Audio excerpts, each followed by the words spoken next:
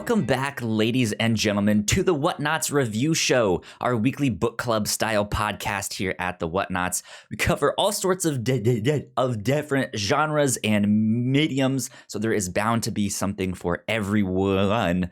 You guys can start at any number you like, but this week we are talking about The Vision by Tom King and Gabriel Hernandez Walta.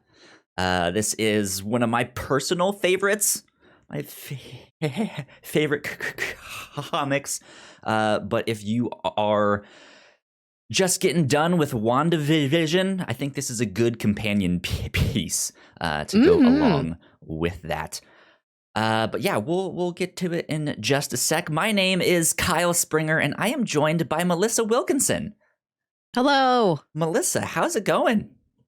It's good. I'm very tired. Ooh, were you up late? Last night? I was up a little late. Yesterday, I got a new couch recently. I had the couch delivered piece by piece in the mail. I assembled it up here, so I didn't have to bring an entire couch to my third floor apartment. But then I didn't immediately have a way to get rid of my old couch by the time the new couch arrived. Okay. So yesterday was the day I finally had my parents come by with their truck. And when them and my roommate helped me haul this couch down all these stairs. And it was physically exhausting, and I'm still very sore. I know the feeling. My first apartment when I first moved to Richmond was on the 18th floor of the building. And usually it was fine because we had elevators, but one time we had a fire drill. And I guess it really wasn't a drill. I don't really remember, but it was the thing where like, hey, in case of fire, don't use the elevator.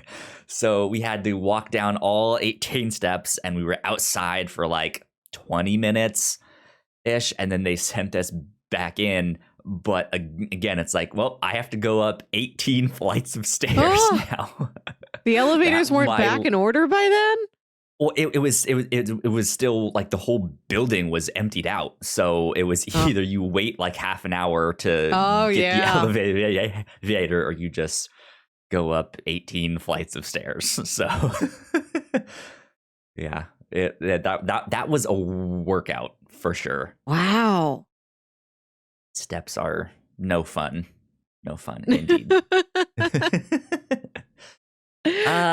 Let's see. My weekend has been pretty good. Got a lot done, it feels like. Just between podcast stuff and work stuff. Yeah, just a good productive weekend. Nice. So I am feeling good. But let's dive into The Vision.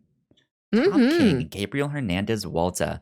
Or I guess before I mention that, I should say we also just did our reactions to Wandavision on one of our other podcasts.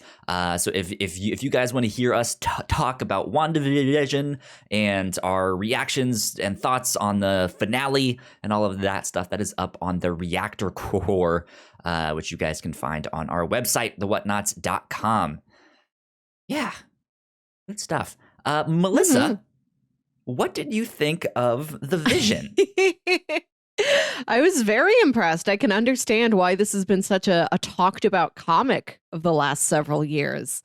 Yeah, it's an interesting read for sure. I like to describe it as what if Breaking Bad, but The Vision, where like something goes wrong and they just keep digging themselves deeper and deeper and deeper into this hole, and they're just like, what do we do? Oh my god. And I was reading the back matter, the interviews with the writer, and I was like, oh, he described it as Breaking Bad meets The Vision. That's not a Kyle original. Yeah, not to blow up your spot pitch, here in public, but I was trying to wrap my head around it because I've seen the pilot of Breaking Bad, and that's it. I barely know anything about that show. I know there's fried chicken. There's an episode where he fights a bug. That's Yeah. about it. There's a pizza on the roof somehow. Right, pizza on the roof. That's really important. As far as I know, it's 5 seasons of pizza on the roof. Yeah, I mean, like, it's at its core, Breaking Bad is this thing where it's like they start down this path that's like, oh, you made a bad decision.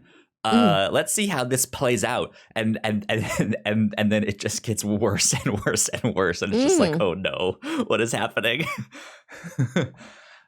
So yeah, I enjoyed this book a lot. I read it this time all in one sitting.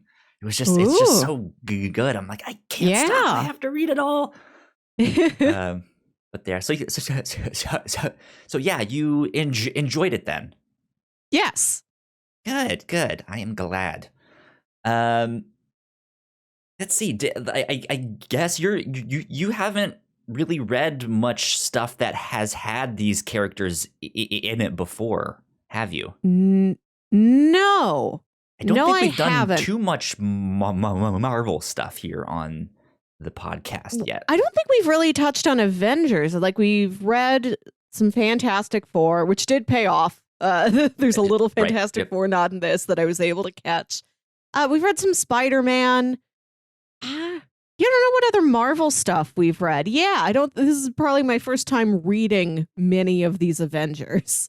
Sure, yeah. Was this like when I pitched this to you last week, or if you've heard me on this podcast be like, Division, it's such a great book, go read it, one of my favorites. Like, what were you expecting this book to be? I knew the premise. That cover art is, dude, very memorable. Him and his little robot family, they all look the same, and it's like this cute family photo pose where, like, they would be standing in front of the door to their new house, but because they're synthezoids, like, they're standing inside and phasing their torsos out of the door.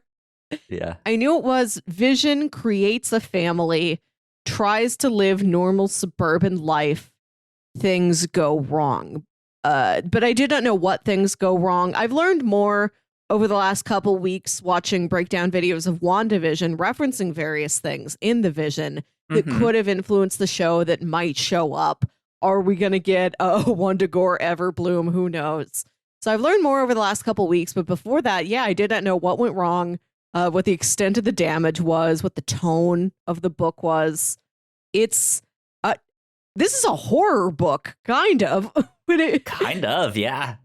Yeah, when it has a narration running throughout it, and it's various characters' narration, and you don't always know who is providing us with these bubbles until, like, the end of the story. Like, oh, that person's been narrating it to us. So you're left in the dark a lot of the time, and it does have a very ominous feeling, particularly, you know, the book starts, these neighbors are coming over to greet the Visions. They've just moved in, and it's this omnipotent voice talking about George and Nora. Cookies? They don't eat. Well, what's the cinnamon at the thing? You're supposed to bring them cookies.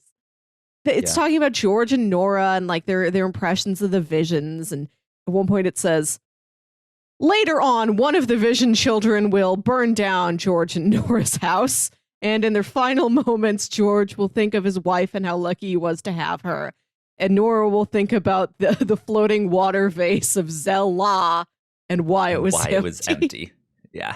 Which is so eerie. And it reminded me a lot of way back when we read The Chilling Adventures of Sabrina. That had a similar omnipotent narrator that's like, if you are the type of person who prays, you will pray for Harvey Kinkle. Yeah.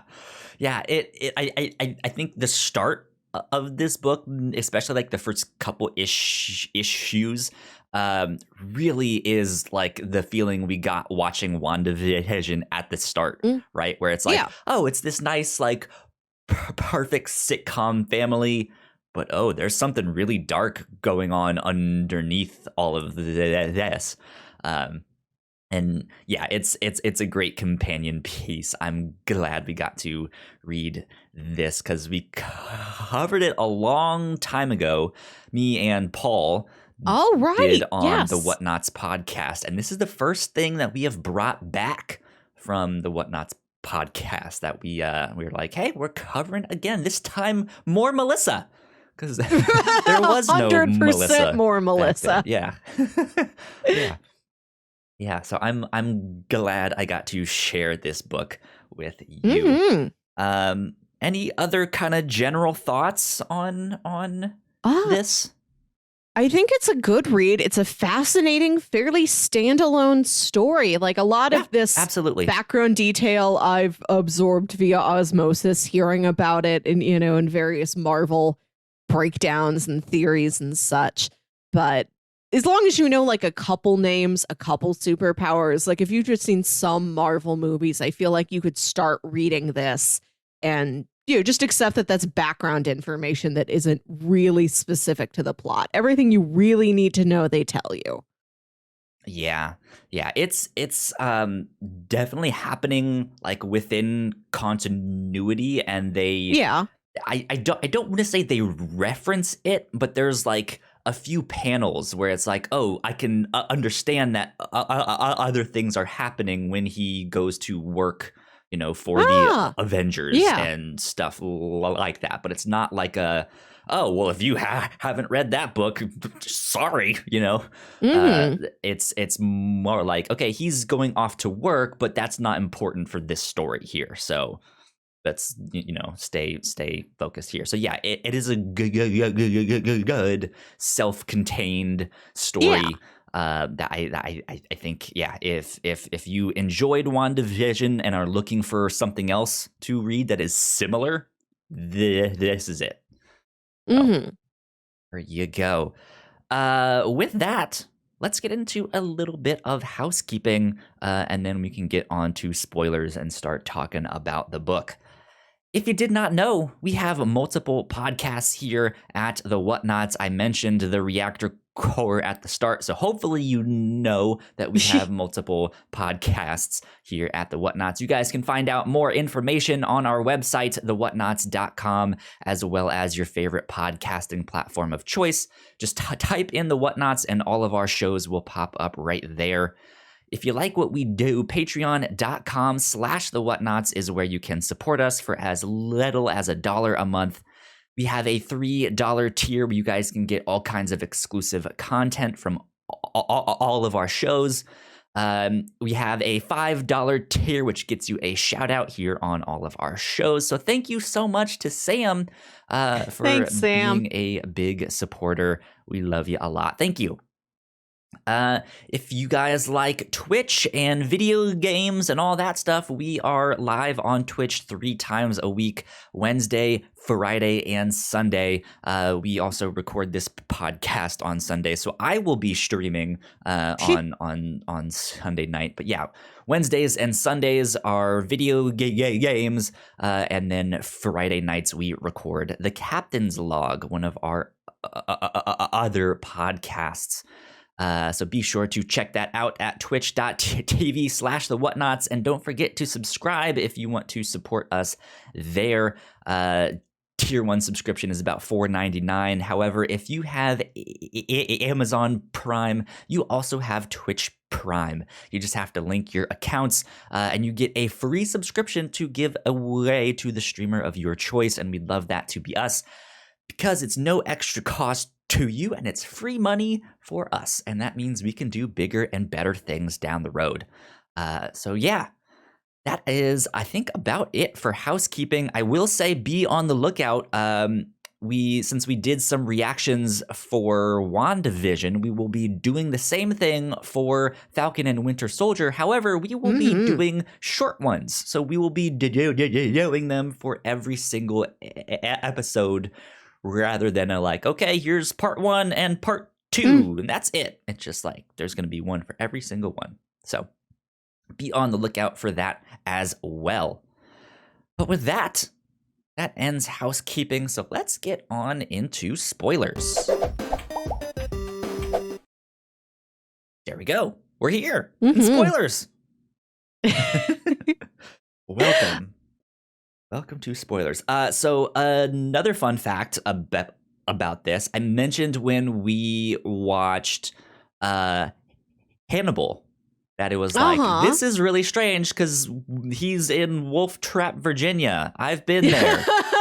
Yeah. This book takes place in Fairfax, Virginia. I basically lived there. Like when they like the narration starts like that first page or two, and it's like, yeah, the neighbors talk about the traffic on 66 or the like. I was like, that's what happened. That's what we talked about. At least that's what like my parents always talked about and stuff.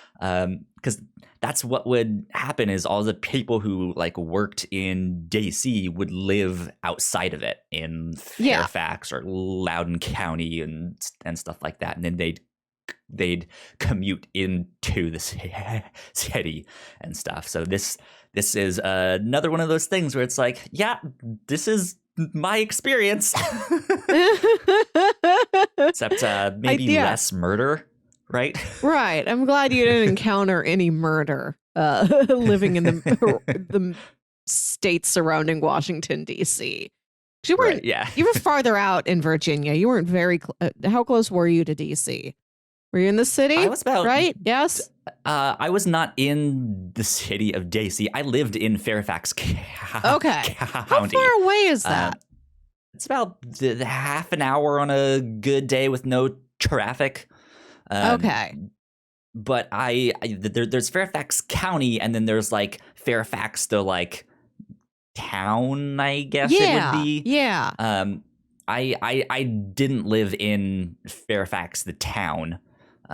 But I was in Fairfax County.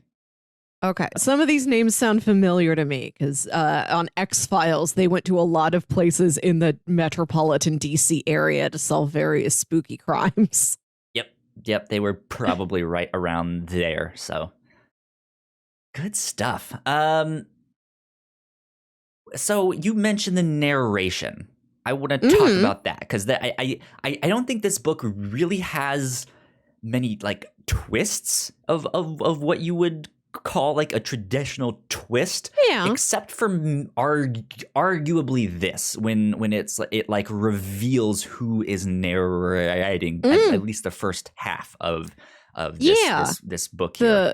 The first part of it, especially because you don't know, is this coming from a character or is this an omnipotent narrator who's not a character at all? So it is a surprise when you find out at the end that this is Agatha Harkness narrating everything. So then when you get another narrator later on, you're in the mindset of, okay, who is this going to turn out to be? And those word bubbles are red. So you're like, is this Wanda? And it is. In the end, it is. The second one's a lot less of a surprise, but it's still utilized to great effect. Yeah. I liked it a lot because like it does have that like ominous feeling in the way that it's not just like, meanwhile, like it's not that. It really does feel like someone is concerned. Like, hey, something is happening here. We need to be paying attention. And it's a really interesting way to narrate the first part of the book, and then you find out what happened, and you find out who's narrating it and why they're narrating it. And like you said, it's Agatha Harkness, but she has eaten this leaf from I forget the name of the plant. You mentioned the Wandagore Everbloom. Yeah, the Wandagore Everbloom, and you have to like eat the leaf once when you're hungry, and then after a second time after you've killed something, or like somebody has to eat it after they're hungry because Sparky eats it, and then Virginia kills him and eats it out of his stomach. Right, yeah. But it gives her this prophetic vision of the future. And so she sees it and she's just like, oh no, this is bad. Like, this is not good. And so she goes to the Avengers and is like, I've had a vision about the vision. he's about to murder you all. So let's figure this stuff out. And so yeah, like it's about like halfway through the book they reveal that it is her being like, we need to go now. Avengers assemble that way. Go. Yeah. And the fact that she's had these visions gives her this very eerie foreboding in the future. Right. This will happen. Like you can tell whatever this narration is, it's coming from the future, but also there is an air of sort of uncertainty about it. Because she's like, these things are going to happen unless we do something. Yeah. Yeah. And then the second narration is Wanda recounting like the hidden side of things. Like this is everything Virginia was going through, telling that to Viv, after her mother's died. Yeah. Yeah.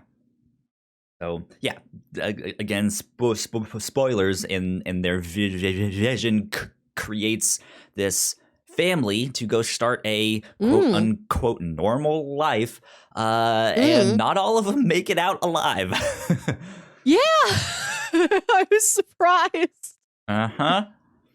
Indeed. Yeah, so he makes his wife Virginia, and then they have 2 kids, Viv and Vin. And then they eventually get a dog, Sparky, which we also got to see in Wandavision. And Sparky did not make it out of Wandavision either, so... Bad times for Sparkies. Right. Sparky has not great luck. Bad luck for Sparky. Yeah, and they really do just try to live a normal life, right? They have this white picket fence house. He sends the kids to school. The wife just kind of stays at home while Vision goes to work. He is kind of the Avengers liaison into the White House. Yeah. And yeah, like it seems normal. And at the end of episode 1 or issue 1, Nightmare shows up. This is the brother. It's the Grim Reaper. Right. Yes. Thank you for that correction. It is the Grim Reaper. Who is a nightmare. Yeah. Lowercase n nightmare. This whole book is a nightmare. The Grim Reaper shows up, and he seems to be just spouting nonsense. But the Grim Reaper is the brother of Wonder Man, who used to be a member of the Avengers, was a member of the West Coast of the Avengers, and has since gone on to be a movie star. Which, fun fact, there is the scene where Vision is finally confronted by all the Avengers outside of the prison. And in the background, there's a billboard for a movie starring Wonder Man. And he's the one he's like looking down at the Vision in that thing. So that's a neat little Easter egg. I didn't put that together. I'm not familiar with Wonder Man. So Wonder Man Grim Reaper I've heard about, but not Wonder Man. Interesting, because Wonder Man and the Vision are kind of tied together pretty intrinsically, because it was Wonder Man's brainwave patterns that was used to make the Vision. And so I don't know exactly how that all came to be. I haven't read those stories exactly, but I know that they used his brain waves to put inside the Vision and make him who he is. And yeah, he was. I mean, he's not really in Avenger you really need to know much about. He's okay. Yeah, he's not super important except for that. It was his brain waves. Okay. So Grim Reaper shows up seemingly spouting nonsense, but he seems to be having an issue with the fact that his brother's brain waves were used to create this robot, and he doesn't really like it, that they are now trying to become normal and stuff like that. It's like you're a Yeah. robot. You're not supposed to be doing this. You're not supposed to be having this normal life. And he seems to be unhinged, and he is attacking Virginia and the kids, and the Vision is not there. He's off doing something else. And so Virginia has to defend herself, and she sees her kids hurt, and she snaps and kills him. And that is the like twist of issue 1, where it's like, oh shit, she killed someone. Fuck, now what? Yeah, things go off the rails very quickly. I figured it would be more of a slow burn. Like first it's the Visions don't fit in at the PTA meeting or something. Right, yeah. Like it starts smaller and then eventually it gets that rough. But this happens very quickly. And I was pleasantly surprised how little the Vision himself really has to do with everything going so wrong. It's really Virginia who's, well, things seem to be happening. She reacts to somebody attacking her. Yeah. I thought it would be the other way around. Vision is screwing up things for his wife and kids, and no, Virginia's screwing things up for the rest of the family. Not on purpose. You know, this attacker comes in, she destroys him to protect her kids. She thinks this is not what a normal mom does, so I can't tell Vision I did this. I'm gonna bury the Grim Reaper in the backyard. Nobody tell your dad. Right, yeah, in the backyard too. Not like, hey, we need to like bring him down to the river and get some cinder bullocks and a tarp or something to, to like, no, just like, yeah, the backyard's fine. No one will find him there. He won't look. Yeah. So yeah, things go wrong for Virginia, and then that spills into the kids' life at school. We find out that the people that they're making friends with are unfortunately tied to this through certain actions. But before we get to all of that, the thing that I think really strikes me about this book that surprised me the first time I read this, and once it clicked and I understood it, I was just like, oh, this is genius. Is the fact that it is these synthezoids. They are these robots that are trying to be normal, and they are anything but. But in their like not knowing how to be normal, they are the most normal people ever. Yeah. and like it's the idea that like we grew up on TV where every family is dysfunctional. The kids don't want to be at the dinner table because there's some awkward argument going on or something. Just everyone fights and things go wrong at school and at home, and like. And that's what's happening here in this book. And the whole time they're sitting there like, be normal. Shit, be normal. Bury him in the backyard because we need to be normal.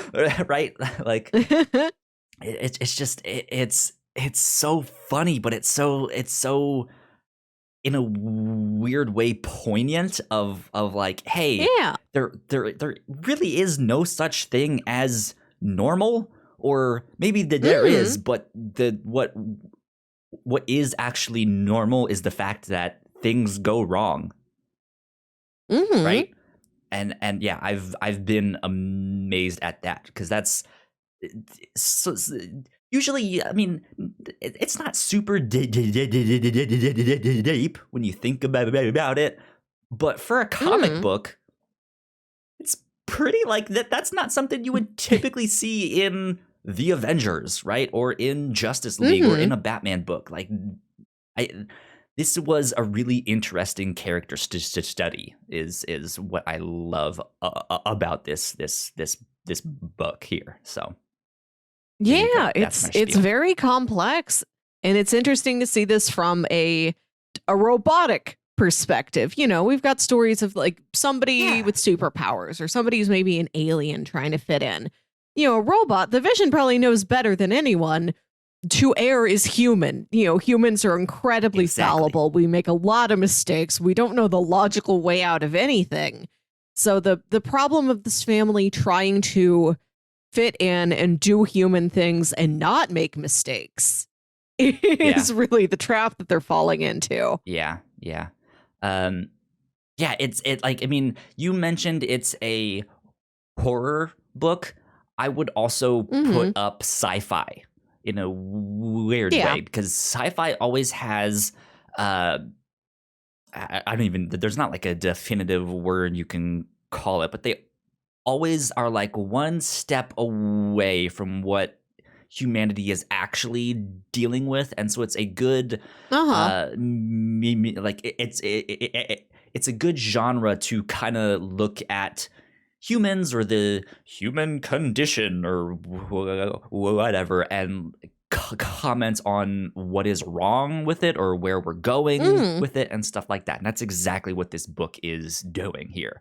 Because if this was just a human family, I don't think the message would be the same thing, right? Of just like, oh, everyone's normal, right? It doesn't matter what's going on. Just like, I think it would be more of a crime story if this was just a normal family. And while it would still probably be good, the fact that it's not, I think, makes it more interesting. Of like, this is also sci-fi and it's also horror and it's a superhero comic and stuff like that. So there you go. Thank you for coming to my TED Talk. There's a lot going on in this book. There really is. There's so many. There's a lot of symbolism. One recurring theme that I thought was interesting is the kids are studying, or at least Vin is. I don't know if Viv also has this class, but Vin is studying The Merchant of Venice in a literature class, and he really takes to this, and he's like reciting Shakespeare a lot. I like when his Uncle Victor's like, "Look, buddy, we all go through a Shakespeare phase, but you gotta do something else." Right. It starts with he's telling him like, "Vin, we can all hear you up in your room, and it's nothing bad. It's normal. We all go through it. It's okay." It's but a great don't joke. Recite Shakespeare all the time, because it does that one whole page of like, look, you're a growing boy, but we can all hear you. We know what you're doing up there. It's okay. Everyone does it. But maybe don't do it all the time. And then it's like the next page. It's like, look, we know you like Shakespeare, but don't read it out loud all the time. Just like, oh God, this is funny. Yeah, I thought that was really sweet. I like how wholesome the kids are. Yeah. I like that the kids didn't really get into anything dark. It's things happening to them, or like things happening by accident. Yeah. Like when CK, the boy that that Viv is a crush on, when she gets injured and she's out of school, he goes up to Vin and is like, "Hey, I'm lab partners with your sister. I haven't talked to her in a while. Like, we need to talk about an assignment. Can I have her number?" And Vin like doesn't understand. He doesn't want to deal with it. He doesn't want to talk about it. And I think he tries to like push him away or something and like shoves him too hard. I forget exactly what he does, but like there's kind of an altercation and like they have to go to the principal's office and they're like, "We're sorry." Like he doesn't know, he doesn't understand. Like that's the worst thing any of the kids do. Like, anything bad that they do is purely by accident and not even to less of an extent that I feel like another story may take it. Right. Yeah.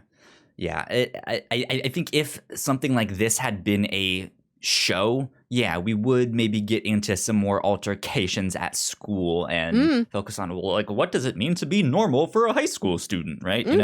Yeah. But the way it gets tied in with them is, after Virginia murders the Grim Reaper. Well, I mean, murder is maybe a strong word. She did kill him. It was self-defense. But she ended up killing him. Like after she buries him, like a week later ish. We don't know. I don't know if we know exactly how long, but a week or so after there's a phone that is in their mailbox, and they turn it on, and Virginia sees this video of her burying him.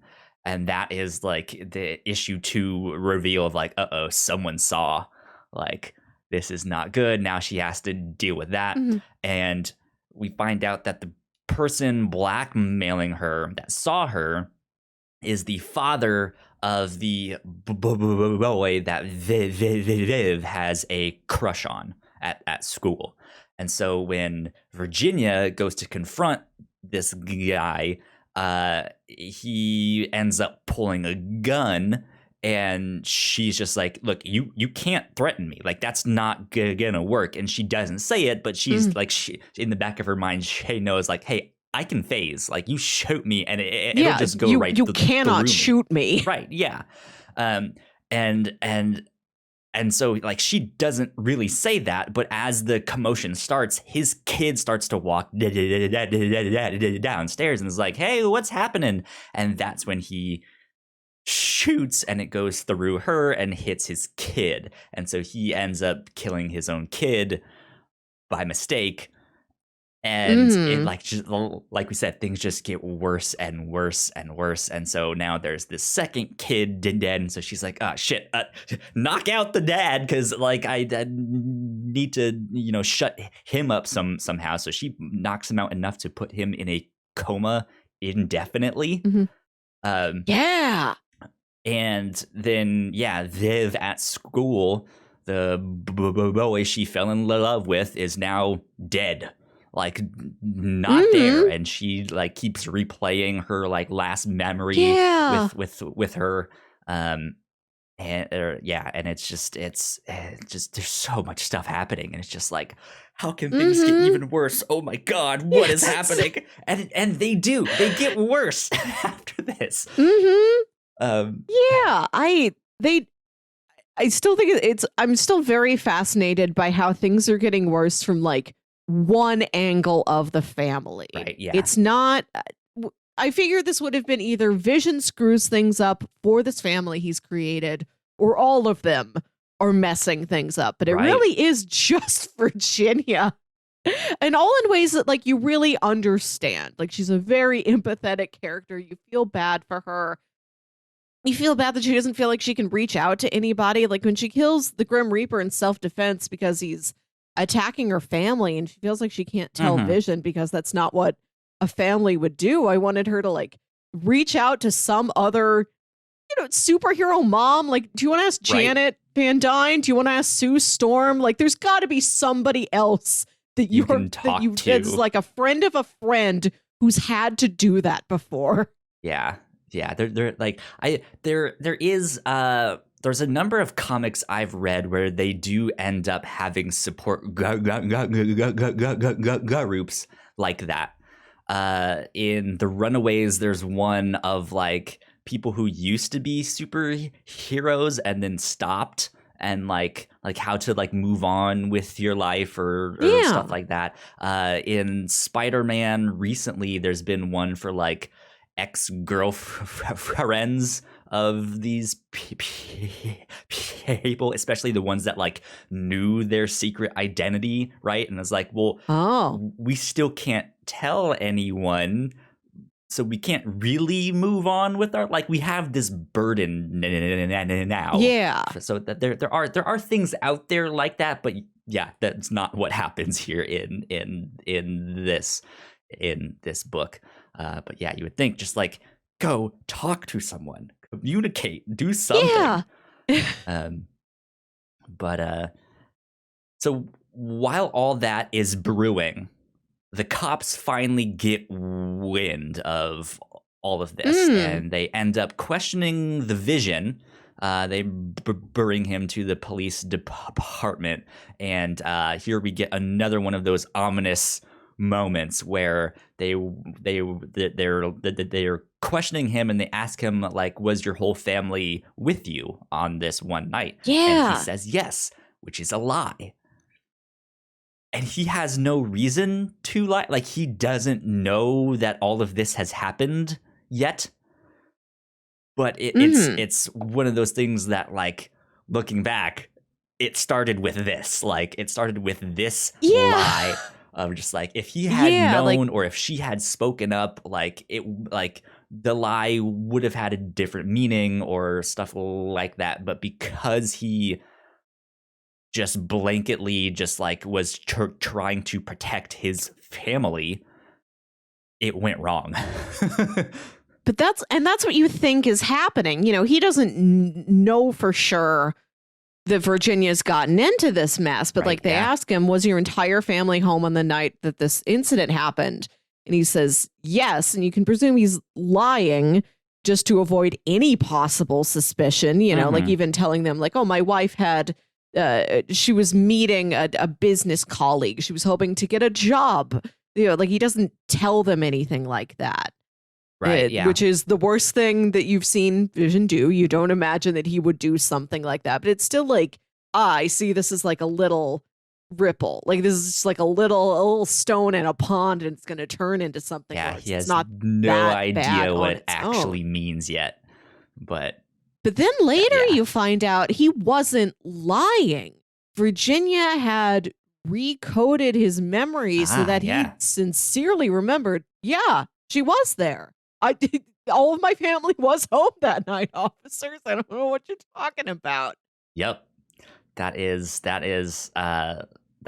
ended up being her plan of like, well, I need to just make him think that everything is normal in case someone comes knocking. And they did. So it paid off for her kind of in that way of like, hey, it got him to say like, yes, we were all home because that's what he remembered. But it's interesting because something like that can only happen in a story like this where they are robots, right? Because again, if this was just a normal family, like that couldn't happen. So there would be something else going on there. So it makes for an interesting... You need robots or magic or something. Yeah, it makes for an interesting story detail of like, oh, she like screwed with his head and stuff like that. Yeah, they really put the story to work. It's not that the robot, being a synthezoid, more specific than being a robot.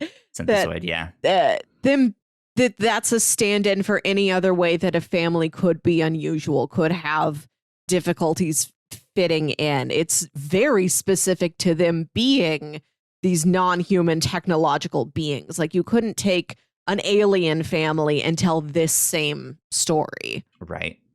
Yeah. Very specific to them. But then things get worse. We see Victor Mancha show up in this book. This is I wouldn't say he's anywhere near my favorite characters, but he is a character that is near to my heart because he is a member of the Runaways, which is my favorite Marvel you comic. Like them. Yep, I sure do. I hadn't heard of Victor before, but when they laid out his backstory, I'm like, okay, I can see where he fits into things other teams that I've heard of. They do a very good explanation of who he is and how he fits in this story here. And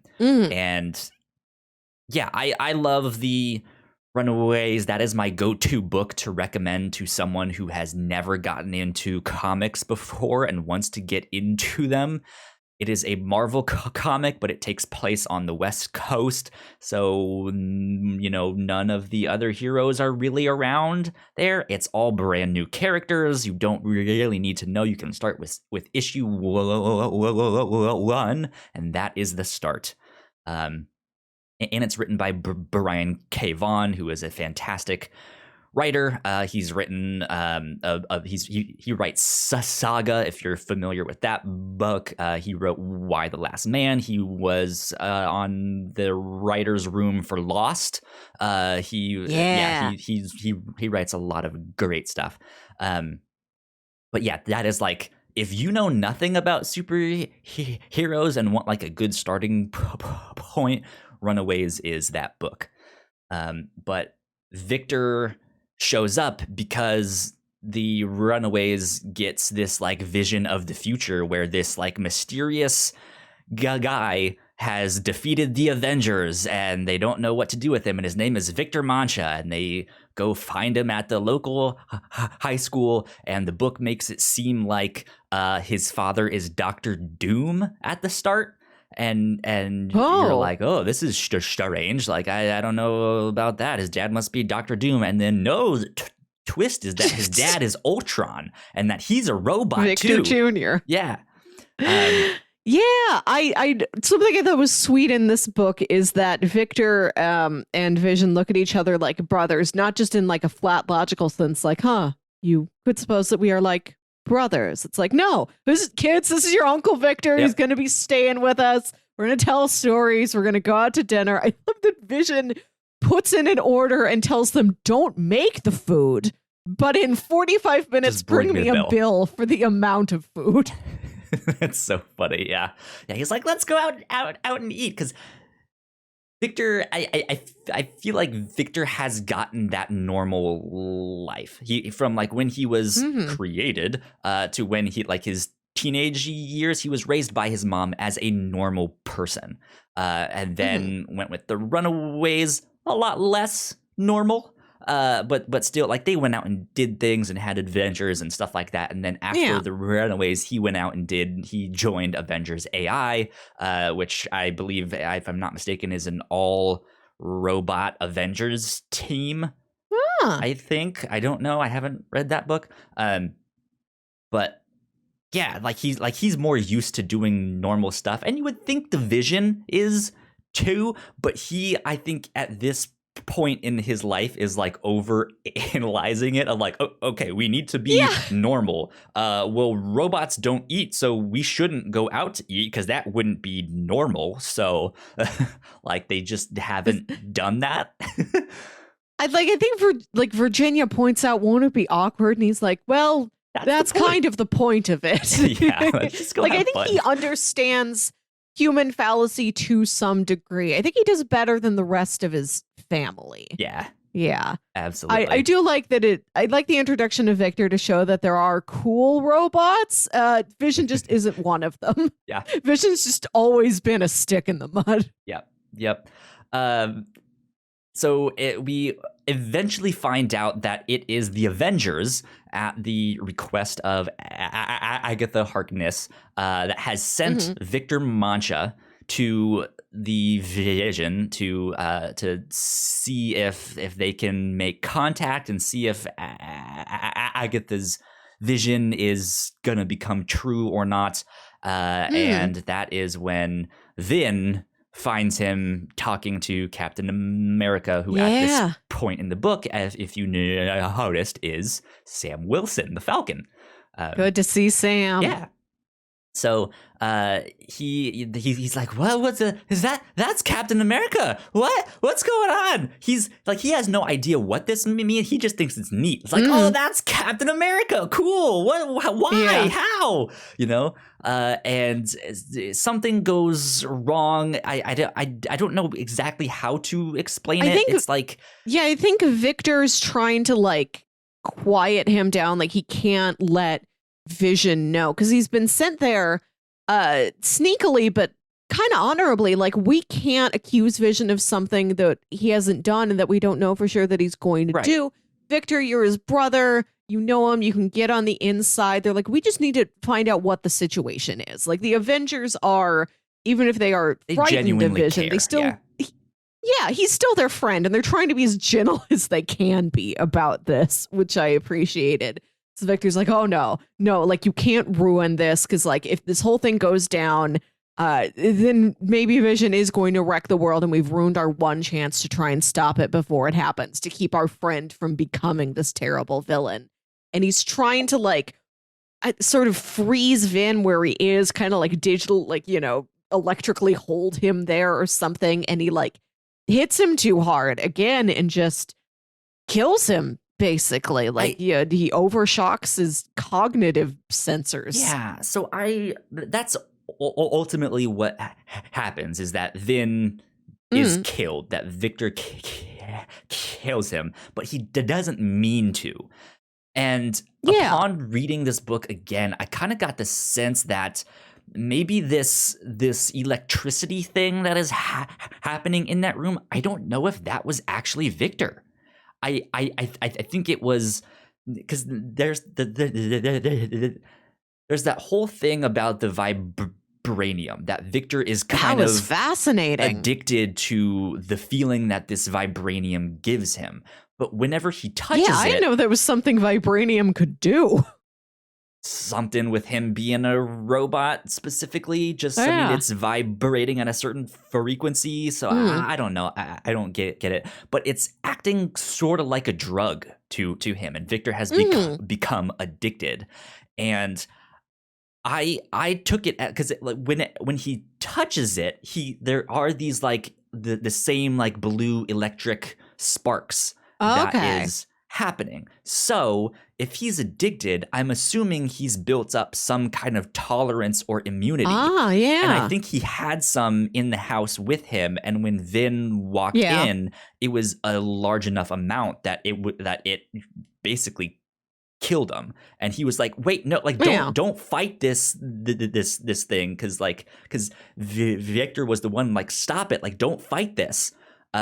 So I was wondering if like, is this somehow maybe a response that Vin is doing? Like, can he shut that off somehow? I'm not sure exactly, but yes, what ends up happening is Vin is killed. And there is the comic book. They all of the covers in this series are gorgeous, and the one right after Vin dies is like the trash bins lined up on the street. It's these like bright colors. It looks like a sunny day. It's all happy, and then you just see Vin in the trash can. It's just like, that's no good. And the inscription says like, "Here lies a vision. May it rest in peace." Right. Yeah. So there's a very sweet scene. Yeah, and there's a very sweet scene soon after that where the Vision goes to check on Viv, and she's like praying at her bed, and she's like, "I haven't started yet, Dad, if you want to join." And she's like, this is what people do to try and make them feel better, so I thought I'd try it. And she's like, well, I don't know if he had a soul or if there is a God, so that's what I ask for first. Please let there be a God. Please let my brother have had a soul. Please let the soul now rest in peace. It is very sweet. Yeah. And it is this whole revelation that the Avengers have sent Victor to kind of, it's like, again, we mentioned they do care for him, but they went about it in this kind of sneaky way, which Vision is taking offense at. And he's like, the Avengers did this. They were the ones because of them, my kid is dead. Like all of this stuff. And so he's very, very angry. And the Avengers at this point have Victor in custody, and he is in a prison cell somewhere. I forget what facility exactly, but he's being kept in custody. It seemed like just like at the county courthouse. It didn't seem like anything remotely super heroic. Just like where we put any local criminal. We're in the jailhouse now. So he's on his way to go confront Victor, because he's like, dude, you killed my kid, right? Like you can't just get away with this. And this is where the Avengers confront him, and then they're like, okay, buddy, hold your horses there. The things have gone terribly wrong, but let's look on the bright side, right? They're just trying to be like, okay, calm down, Vision. Like, let's not do anything rash here. And he's on his way to go kill Victor, and he does make it through the Avengers. He beats them all up and moves in, and he's about to kill Victor when we see from behind him this hands go through him and pull out his little robot heart. Yeah. And you're just like, wait, what? And then it comes back out, and it is Virginia. Virginia has made it to the prison and killed Victor herself. And yeah, that's when like Vision is now confused of like, wait,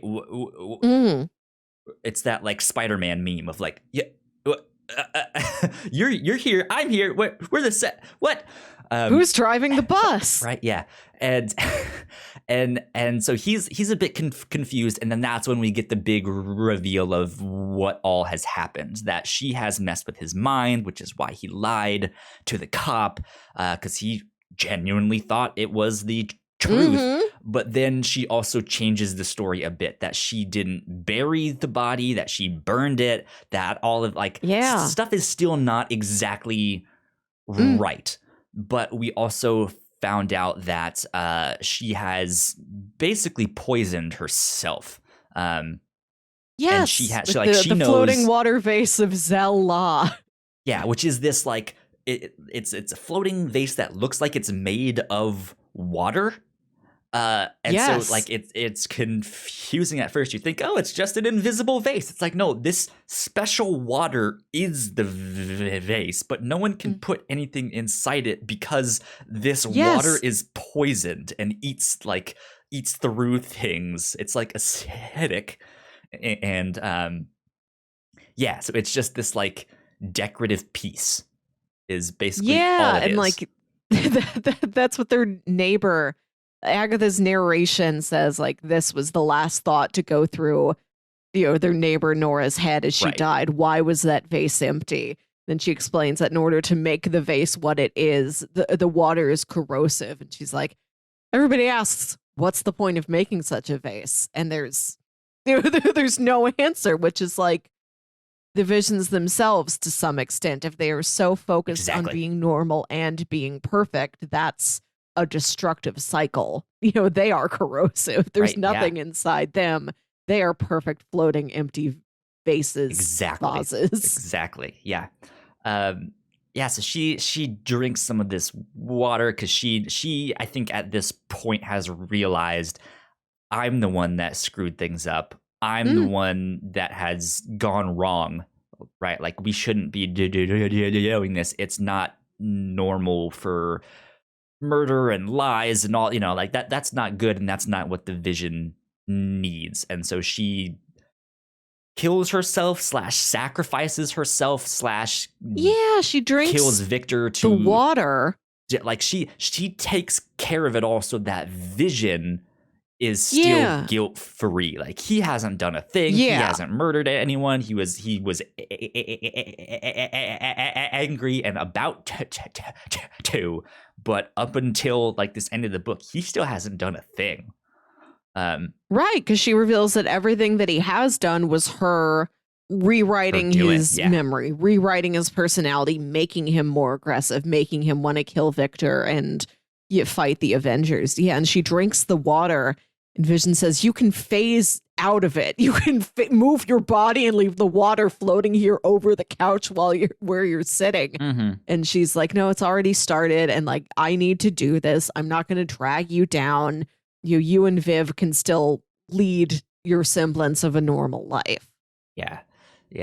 And yeah, it's a sad ending. Like, it's difficult, I think, to pinpoint a specific feeling that this ending gives you, but it is definitely tragic, right?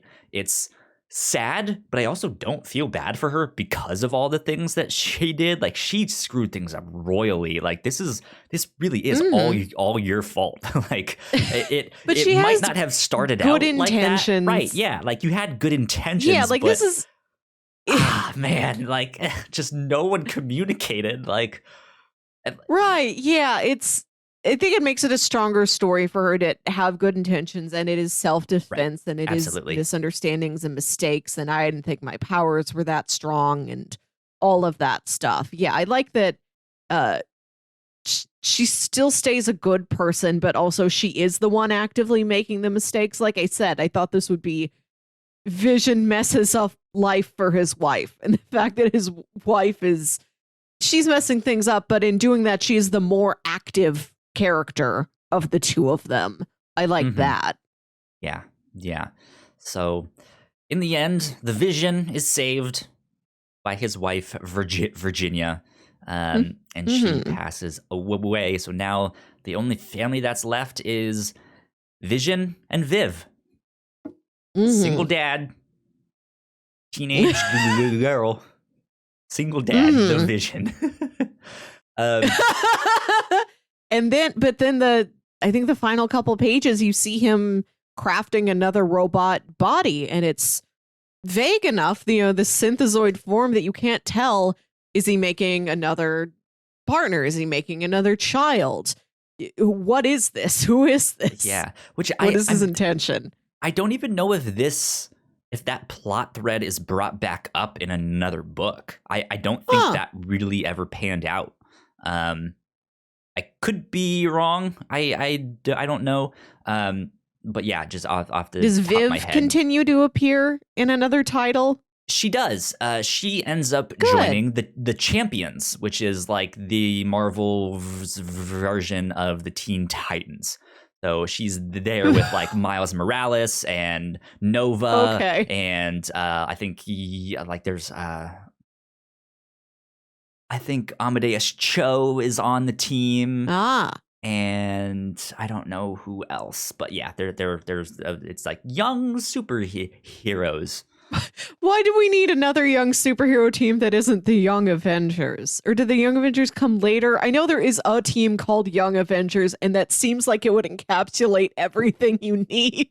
Young Avengers were all also around. They, I would say, are older now. They're like so younger, right? Like they used to have the Teen Titans, and then they eventually dropped the teen, so it's just the Titans, because it's like we're 18 and 23. Like I'm not a teen anymore. We can drink beer now. We're still the Titans, right? Yeah. So they had Young Avengers, and Wiccan was on that team, which is one of Wanda's kids.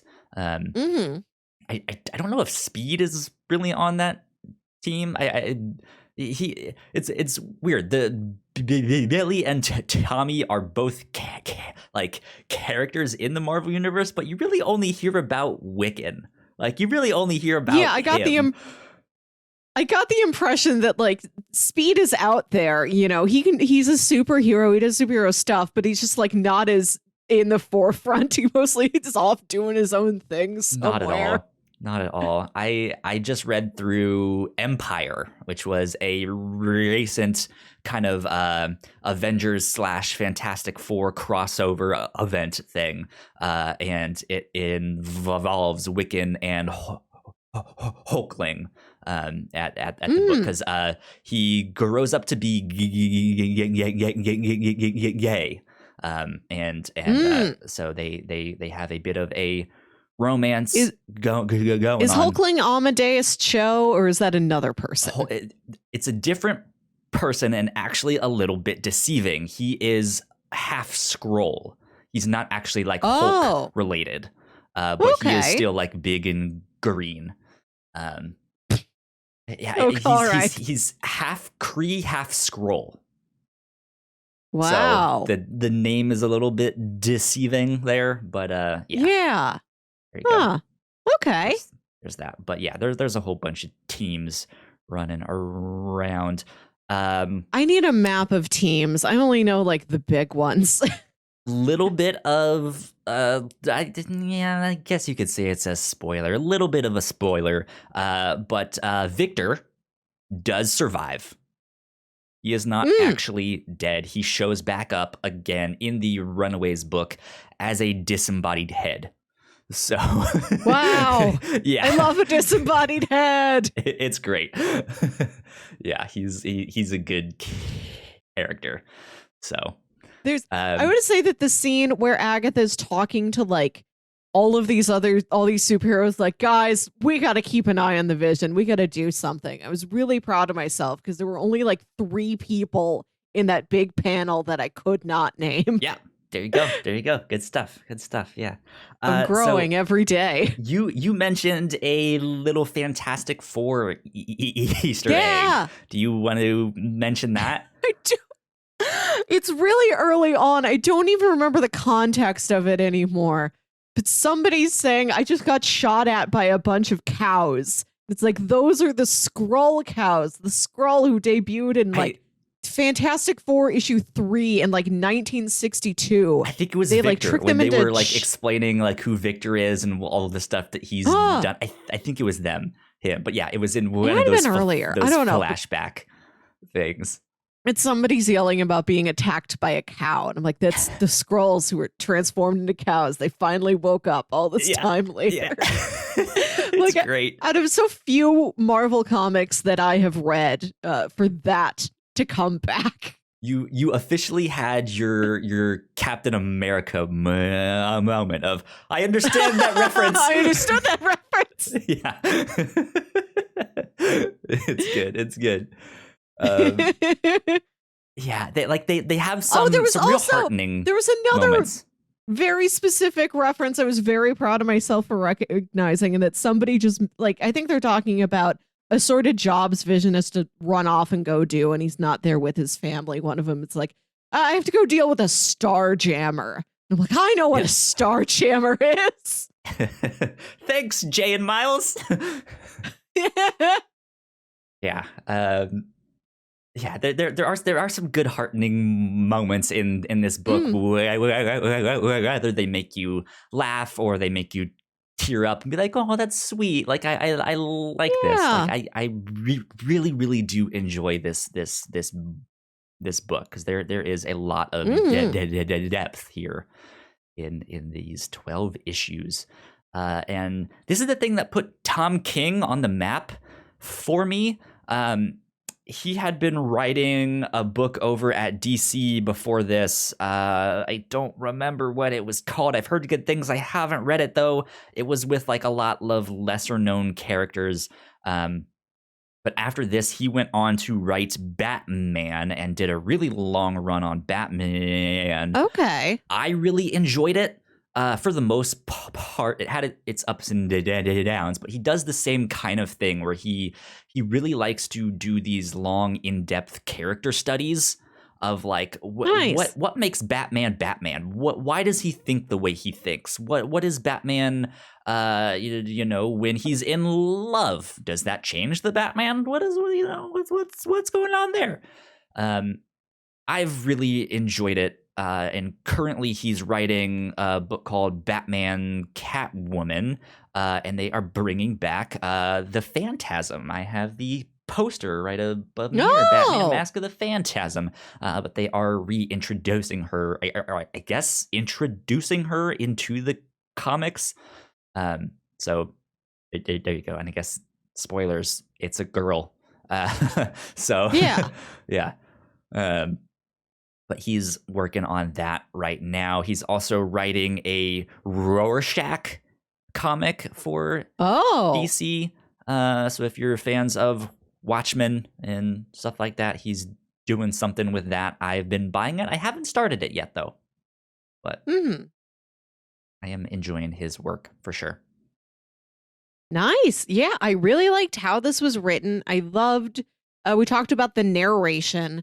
There's one scene where Vision is when he's being interrogated by the police about, there was a murder in your neighborhood. Where were you and your family that night? Where he's in his head, or like, it's like Agatha talking about how he would be in his head thinking about. It's said over and over again. Vision has saved the world 37 times.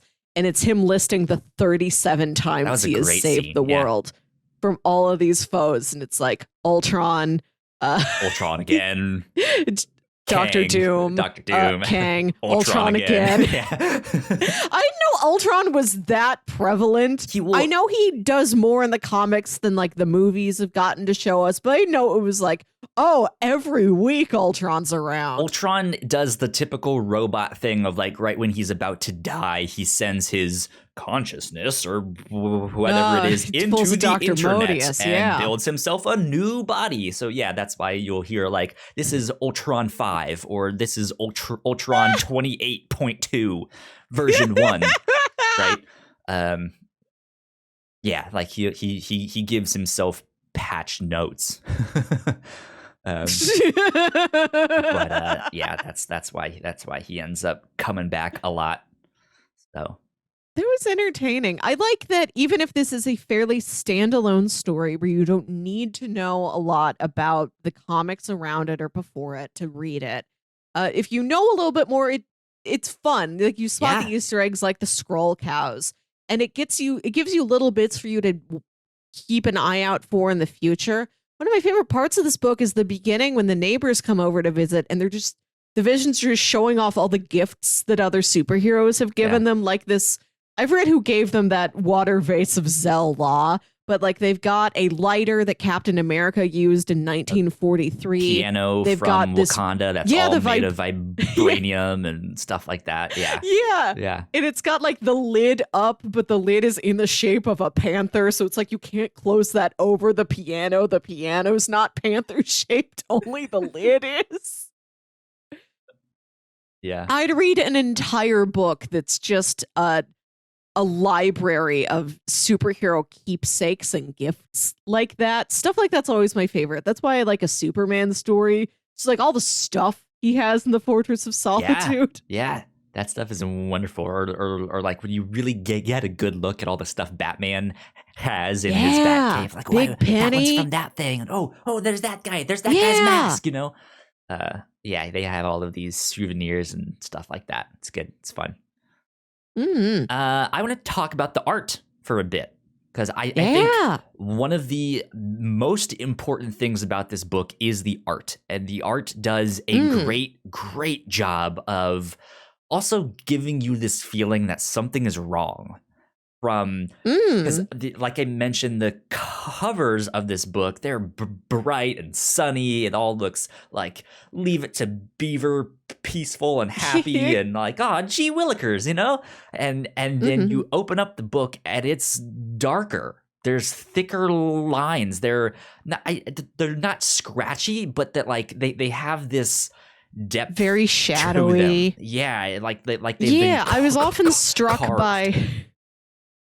Yeah, I was often struck by how dark their house was. Like I understand you probably have pretty good eyesight, but like you guys don't want to turn more lamps on.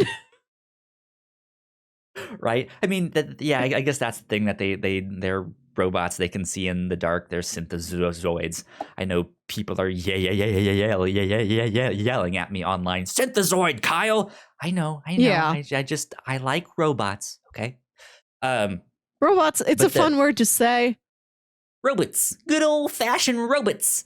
Robots. But I think the thing that stood out to me in the artwork was not only how dark and shady it was, but just how empty the faces were.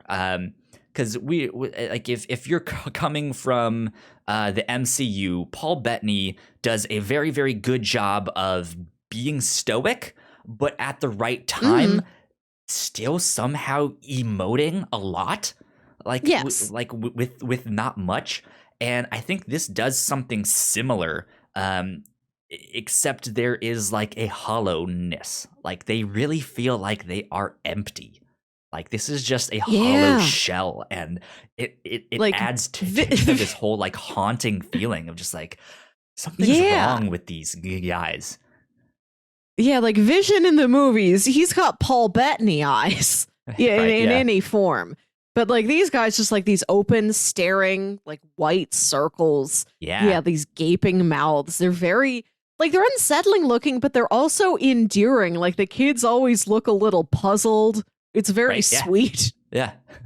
What do you mean I can't do this thing up in my room that all growing boys do? Read Shakespeare. Boys they love Iago. Yeah. Which I'm not a big Shakespeare. Yeah. I guess I shouldn't say I'm not a big fan. I don't know enough about Shakespeare to say I'm a fan or not. And this is doesn't The Merchant of Venice kind of oddly mirror some of the things that are happening in this? I don't know. I took a Shakespeare class in college. I've studied I was an English major. I've studied a decent amount of Shakespeare.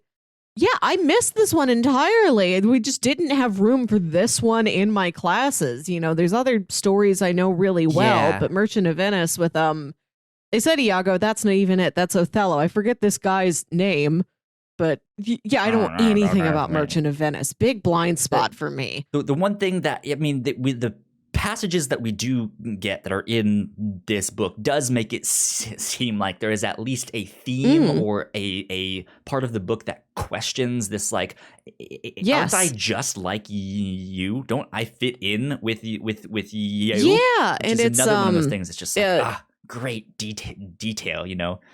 Right, but it's the quote about, like, if you cut me, do I not bleed? Which, you know, it's a Jewish character saying this in the play to, I suppose, non-Jewish characters. Like I said, I don't know anything about Merchant of Venice. I don't know if it's even all in Venice. No idea. $50 that there is a merchant in the book. Yeah, somebody sells something to another character. Yeah, $100. Yeah, that's a very telling. It's a very poignant line for one type of living character to say to another. You know. But for these synthezoids, they do not. They're like the one character who doesn't bleed. Yeah. Like that speech would have played a lot differently, like I said, if it was a family with superpowers or a family that was aliens or creatures of some kind. But the fact that that specific passage is chosen for this story about the one characters that don't bleed, the one characters that can't be true of. You know, it's like, am I not a man? I guess by that definition, no. If we cut you, you don't bleed. Yeah, no. It's another one of the, like, recurring themes of this book where it's like it fits, but it doesn't, right? And yeah, it's a good scene because I remember being in middle school and high school and latching on to things like that, whether it was a TV show or music or song lyrics and stuff, and just being like, this is dope. I relate to this. Yeah, this is awesome. Yeah. Like, I'm all about Shakespeare now. I've done it with other things. Like, I got really into a Henry IV stage in college, but Merchant of Venice, don't know that one. Yeah, good stuff. I love the artwork in this book. It is fantastic. Yeah, this is, as you guys can tell, because when I first read this book, I think I read it through less than legal means. But I loved it so much that the first thing I did was like, I need the hardcover of this, the deluxe the deluxe edition, which I don't know if you guys can tell on camera here. If I can it's hefty. This out. Let's see. It looks like shadow, but there are like two different colors on the pages here. The lighter color is all of the 12 issues there, and then this back half, the like darker pages, is the entire script of the book and sketches and stuff like that. Of like, here's the like thumbnail versus like the pencils, and then we inked it and colored it and stuff like that. And they do that for the entire script. Wow. It's something. Wonderful. Yeah. Nice. I think this is a book I would also buy a physical copy of whenever I'm able to shop more, go out to stores, you know, in person more comfortably. Like, I would love to hit up my local comic book store and just pick up the physical version of, you know, my favorite things we've read on the show. Indeed. Let's see. Is there anything else that I want to mention about the Vision before we wrap up? No. I think that's about it. Do you have final thoughts? Last things you want to say? It's good. It is good. Oh, yes, there is actually one more thing I want to talk about that we haven't mentioned yet. The time we got to spend, the like issue or so we got to spend with Scarlet Witch, with Wanda herself. There's another really, really poignant moment in that I think is really sweet. Where they it's a flashback to when they're on the West Coast Avengers, and they are doing their whole superhero dinner party that Melissa, you and I talked about on the Captain's Log, right? But they're sitting there, and we get to see a little bit of Wanda and Vision's relationship and what that was like. And we get to see it kind of at its end where things are falling apart. And she ends up going from the Vision to Wonder Man, which, again, we mentioned that it's Wonder Man's brainwave patterns that was what created the Vision. So it is one of those things of like, you're kind of looking for the same thing. And she recognizes that. Again, it goes back to that theme that I just mentioned. Like, it fits, but it doesn't. It's like he's you, but he isn't you. Right? Yeah. Like it's someone else. And then I guess she went to Tony Stark or whoever, but she got her brainwave patterns put onto a flash drive or something, and was like, this is for you, so that maybe you can make someone who is me but is not me. And those are the brainwave patterns that he used to make Virginia. And so it's like, oh, that's sweet. He still likes her, but he right? Like, he knows it's the like, okay, we're not gonna work anymore, maybe, or at least right now for a good long time. Yeah. So I'm gonna go do my own thing. And so, yeah. And I guess this also raises questions about Scarlet Witch and what she would do in certain situations. Bury it in the backyard. That's how we save the day. I feel like if she killed a guy, she'd tell somebody. You just magic the whole thing away. Yeah. There's enough hexes on the house. Yeah, right. Grim Reaper wouldn't even get over there. Yeah, indeed. But yeah, that was the last thing that I want to mention there, because that was a sweet moment. Yeah, that was a nice look back.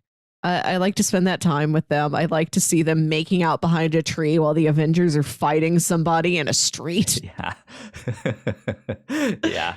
It's like, well, we better get over there. Tony's calling for us. Like, I love their dinner where it's like them and Pietro and Wonder Man and Agatha and Bova, the cow nurse. Another, like, I don't know much about Marvel, but I've heard about Bova, and now I'll never forget Bova. Yeah. I guess the creepy thing that then turns this whole thing on its head is that he then tried to. It's not he tried to, but she's like, Virginia still has these like memories of her, like, so she's really only in love with the Vision because of the memories that Wanda had there. So it is still this like tragic thing of like, well, does she really love him? I don't know, but we'll see. As much as she loves anything. Yeah. There you I like when she's trying to have sexy times with him and she comes out of the bathroom in this lingerie and then phases straight through the lingerie, and then I guess the laundry just falls in a pile to the ground. It's great. Yeah. And Vision just like does not compute. Like, he's trying to keep saying what he was trying to say, but he's messing it up and he's distracted. Yeah, it's fun. Robot boobs. Hey. Good stuff. Well, there you go. That is The Vision by Tom King, Gabriel Hernandez Walta, and colors by Jordi Belair. Do you have recommendations? If people liked this, what else should they go check out? I think besides WandaVision, the obvious one that's out right now. So, like I mentioned earlier, this did kind of remind me of The Chilling Adventures of Sabrina, in that we have that same eerie, omnipotent narrator. It's really there to put you on edge. Oh, I know you own this one. Oh, no. What are you grabbing? One of my recommendations. Yeah. This also weirdly reminded me of Futurama, which has a major robot character, our friend Bender. Good old Bender. In Futurama, it's a comedy, but it also takes itself very seriously as a sci-fi show, as speculative fiction. Mm-hmm. And as funny as it is, it also takes these inquisitive and very emotional looks into these sci-fi principles and how they apply to these characters' lives and their feelings, and the question of, does Bender have a soul? Yeah, it comes up a few times. Yeah, interesting thought. So the first book I want to recommend is actually one I do not have here with me. I should look up who it's by. Let's see. It's entitled Alex and Ada. It's an independent comic from, what are their names? Jonathan and Sarah. Or it's Jonathan, Luna, and Sarah Vaughn. And it is about, it's like a sci-fi story about this guy who gets a robot wife.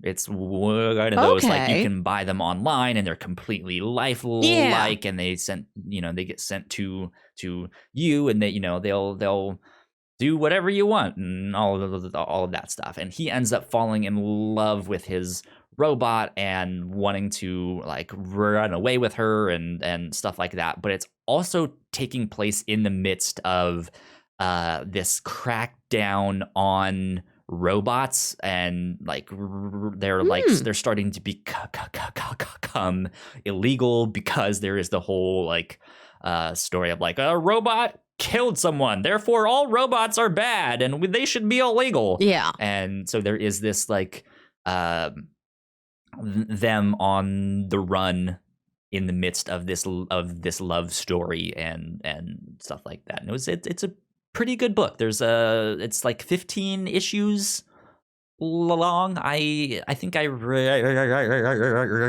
it all in like 2 sittings. It was entertaining. So that's more robot love stories, things going wrong, stuff like that. Let's see. My next one is the book that I just picked up off of my shelf here. This is another book by Tom King. This is Mr. Miracle. This is a like 12-issue miniseries, exactly like what he did with The Vision. This is a DC Comics character. Mr. Miracle was is one of Jack Kirby's creations. He grew up on Apocalypse, was basically the adopted son of Darkseid. I guess not adopted. Long story short, Darkseid and the equivalent of the of Odin from the Marvel universe. They were always at war, and to build a truce, they swapped sons. Firstborn sons. Yeah. So this is all about Mr. Miracle, the one that grew up on Apocalypse under Darkseid, and he fancies himself as an escape. He fancies himself as an escape artist, and so he's made it to Earth. He's been on Earth for a long time. He's been a member of the Justice League in the past and all of that stuff. And this is a similar thing where it's Mr. Miracle and his wife, Big Barda, who is amazing. And they are,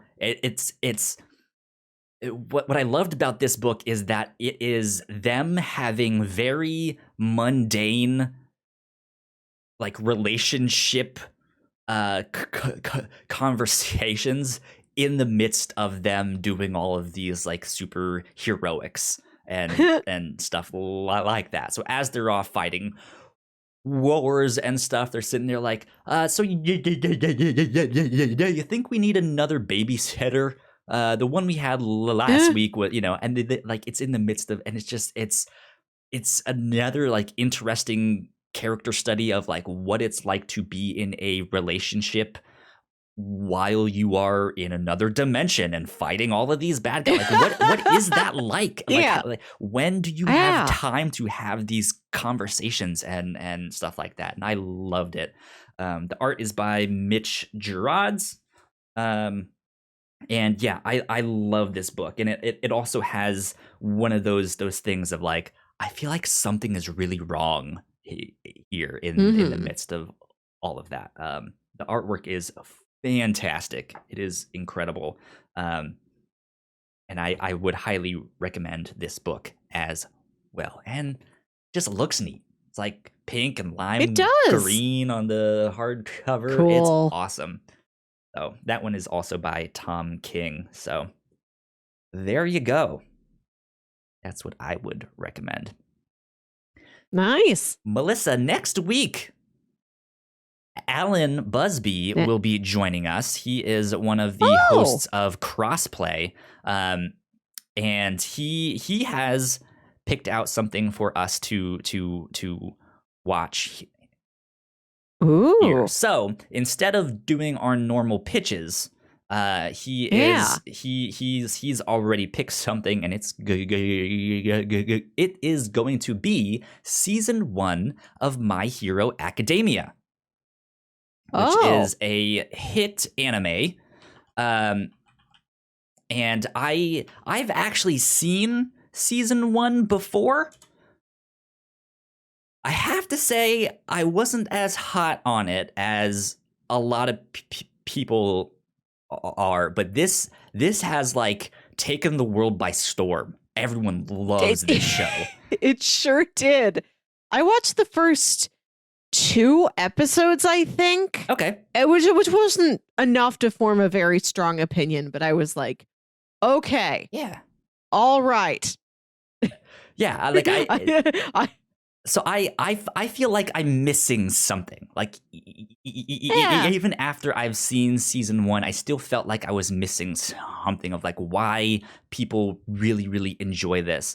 And this is one of his favorites. So I'm excited to jump back in and see if I can figure out what I missed. So let's see. Season 1. Let's see. There are 13 episodes. And if I'm not mistaken, it's either on Netflix or Hulu. I don't remember which one there, but it's on fairly common streaming services there. But this is nice. Let's see. Let me go back over here so I can get the synopsis here. The series focuses on Izuki Midoriya, a young man who dreams of becoming a hero despite being bullied by his violent childhood friend Katsuki Bakugo for lacking a quirk. I guess a quirk in their universe is like a super power. Both youths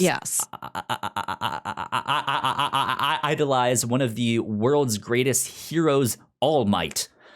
Who they both met with Izuki being one of the few to know of a critical injury All Might has been concealing from the public eye to maintain morale. All Might also reveals the nature of his quirk, One for All, and passes it down to Izuki to succeed him after seeing the youth's determination to face danger.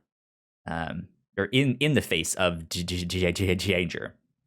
So as Izuki begins his path to becoming a hero in attending UA High School alongside Kugo and the friends they make in Class A1, a nemesis of the One for All users named All for One, conditions his apprentice Tamura Shigaraki to destroy the current society and its heroes.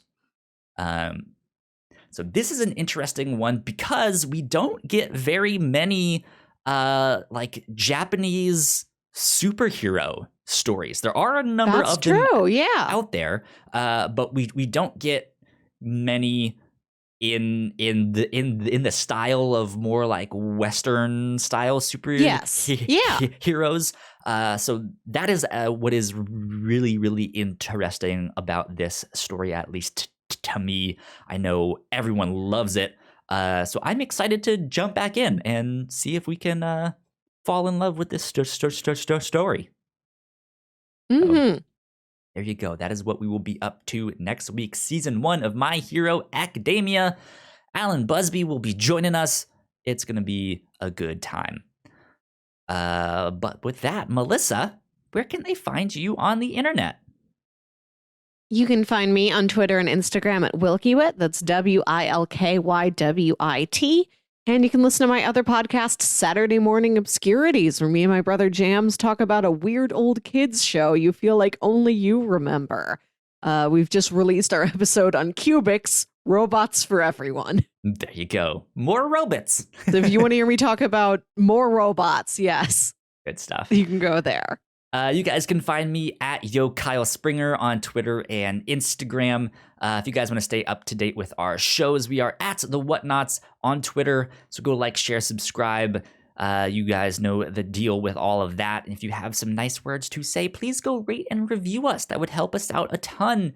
And it will help spread the word to lots of new people, which means potentially we can make bigger and better things the more support we get.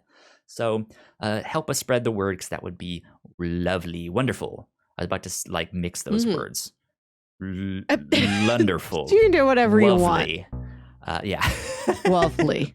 There you go. Marriage. With that, we will be getting out of here. This has been number 147 of the Whatnauts review show. We will see you all next week. Bye. Bye.